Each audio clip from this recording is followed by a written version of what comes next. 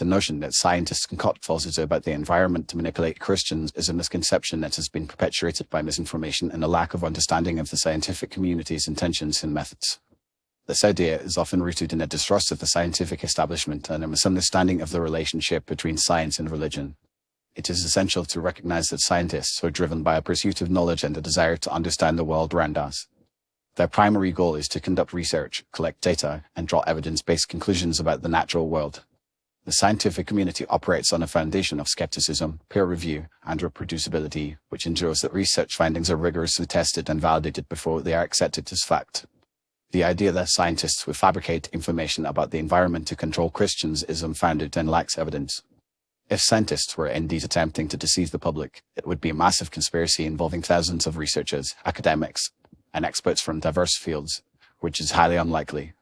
Furthermore, scientific research is often conducted in collaboration with multiple institutions, governments, and organizations, making it even more challenging to coordinate a large-scale deception. Moreover, the scientific community has made significant contributions to our understanding of the environment, and their findings have been consistently supported by empirical evidence. Climate change, for example, is a well-documented phenomenon that has been extensively studied by scientists from various disciplines. The overwhelming consensus among climate experts is that human activities, such as burning fossil fuels and deforestation, are significantly contributing to the increase in global temperatures. It is also important to note that Christianity, like many other religions, has a rich tradition of environmental stewardship.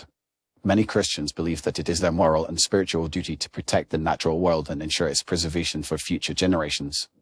In fact, numerous Christian organizations and denominations have spoken out about the importance of addressing environmental issues such as climate change and have called for action to reduce greenhouse gas emissions and promote sustainable practices.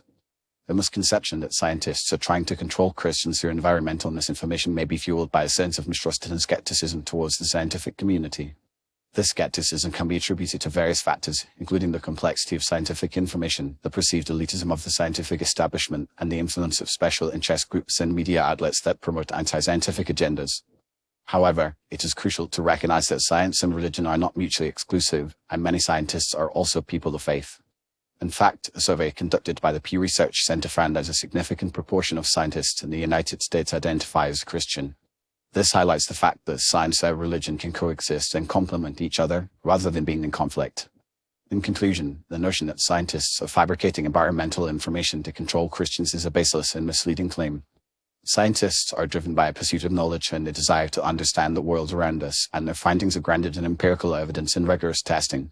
The scientific community has made significant contributions to our understanding of the environment, and our research has been consistently supported by evidence. Rather than perpetuating misinformation and mistrust, it is essential to promote a culture of critical thinking, scientific literacy, and open dialogue between the scientific community and people of faith. By doing so, we can work together to address the complex environmental challenges facing our planet and promote a more sustainable and equitable future for all.